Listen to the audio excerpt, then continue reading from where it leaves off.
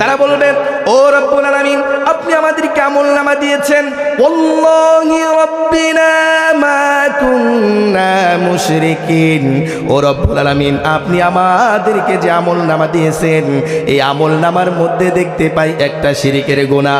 ও রব্বুল আলামিন, আপনার কসম করে বলি, দুনিয়ার জমিনে আমি কোনোদিন শিরিক করি নাই, দুনিয়ার জমিনে আমি কোনোদিন শিরিক করি নাই।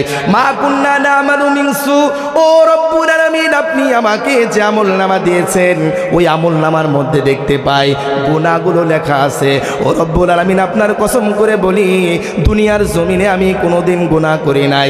রব্বুল আলামিন বলবেন, ও পৃথিবীর নিকৃষ্ট ব্যক্তি শোনো, তুমি দুনিয়ার জমিনে মানুষকে ধোঁকা দিয়েছো, মানুষকে প্রতারিত করেছো, মানুষের সাথে মিথ্যা কথা বলেছো। আজকে তুমি এই কিয়ামতের দিনে আমাকে ধোঁকা দিতে যাচ্ছ, কিন্তু পারবে না। আল্লাহ রব্বুল আলামিন তার মুখটাকে বন্ধ করে দিবে। আল্লাহ রব্বুল আলামিন এ মর্মে বর্ণনা করে দেন, আল ইয়াউমা নাখতিমু আলা আফওয়াহিহিম ওয়া তুকাল্লিমুনা আইদিহিম ওয়া তাশহাদু আরজুলুহুম বিমা কানু ইয়াকসিবুন। বলেন আল্লাহু আকবার। আল্লাহ রাব্বুল আলামিন ডেকে ডেকে বলেন, ও বান্দা, তুমি ধোঁকা দিতে চাইছো, তুমি আমাকে প্রতারণা করতে চাইছো, আমি রব্বুল আলামিন তোমার মুখটাকে বন্ধ করে দিলাম। এবার আল্লাহ হাতের জবানকে খুলে দিবে।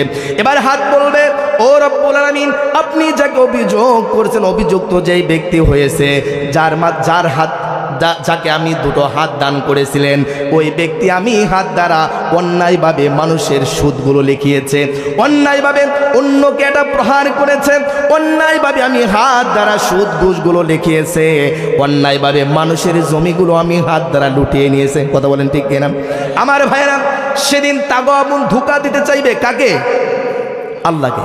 এই পৃথিবীতে আপনি অনেক মানুষকে ধোঁকা দিতে পারবেন। পৃথিবীর দেখেন চেয়ারম্যান মেম্বার যারা হয়, এমপি পদ প্রার্থী যারা হয়ে থাকেন, আপনার সমাজে যদি একটা বৈঠক করার জন্য আসে, বলে, ও সমাজের লোক শোনো, আমি যদি এমপি হতে পারি, আমি যদি চেয়ারম্যান হতে পারি, আপনাদের সমাজের অবস্থা এরকম আর থাকবে না, আপনার রাস্তাঘাটগুলো স্বর্ণে রূপান্তরিত করে দেব। এবার তিনি এমপি হওয়ার পর, চেয়ারম্যান মেম্বার হওয়ার পর, ওই ব্যক্তির মুখের কথা আর কাজ এক থাকে নাকি? এই যে ধোঁকা, আল্লাহ বলেন পৃথিবীর মানুষকে তুমি ধোঁকা দিতে পারবা, পৃথিবীর মানুষকে প্রতারণা করতে পারবা। ও পৃথিবীর মানুষ, শুনে রাখো, আমি রব্বুল আলামিনকে তুমি ধোঁকা দিতে পারবা না। এই জন্য জবানের মধ্যে একটা মোহর মেরে দিবে, জবান দ্বারার কথা হবে না। এবার তার হাত বলবে, ও রব্বুল আলামিন, আপনি আমাকে দিয়েছিলেন, আমি হাত দ্বারা লুটিয়ে পুটিয়ে খেয়েছে, আমি হাত দ্বারা দেশের সম্পদগুলো লুট করে আমেরিকায় গিয়ে বাসভবন বানাইছে। কথা বলেন ঠিক কিনা?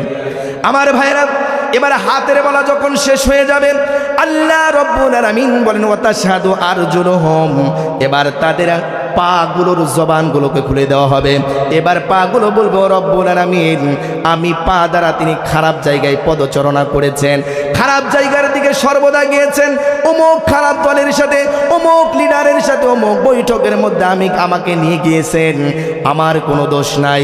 যেই ব্যক্তির জবান দ্বারা আপনাকে ধোঁকা দিতে চাইছে, ওই ব্যক্তি ধোঁকা আপনাকে দিতে পারবে না, সে নিজে ধোঁকার মধ্যে পড়েছে, সে জানে না। কথা বলেন ঠিক কিনা?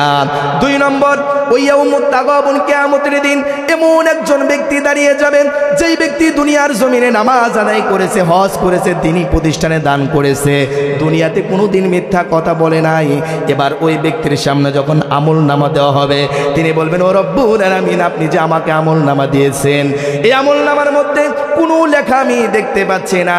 ও রব্বুল আলামিন, দুনিয়ার জমিনে আমি নামাজি ছিলাম, দুনিয়ার জমিনে আমি হজ করেছি, দুনিয়ার জমিনে আমি মানুষের সাথে কখনো খারাপ আচরণ করি নাই।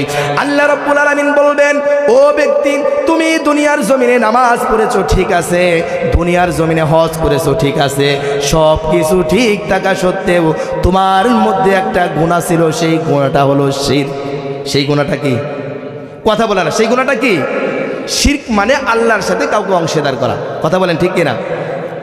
আমার ভাইয়েরা, এ মর্মে আল্লাহ রব্বুল আলামিন কোরআনের মধ্যে বলেন, ওয়ালাউ আশরাকু লাহাবিতা আনহুম মা কানু ইয়ামালুন। আল্লাহ। আমার ভাইয়েরা, আল্লাহ রব্বুল আলামিন বলবেন, ও পৃথিবীর মানুষ, তুমি তুমি নামাজ পড়েছো, হজ করেছো, যাকাত আদায় করেছো, সব কিছু ঠিক আছে, তবে তোমার মধ্যে একটা গুনাহ ছিল, সেটা হলো শিরকিয়তের গুনাহ। কেননা তুমি যখন শিরকের গুনাহ করেছো, আমি রব্বুল আলামিন বলে দিলাম তোমার সমস্ত আমল নামাগুলো বিনষ্ট হয়েছে। এক নম্বর, তুমি শিরিক করেছো।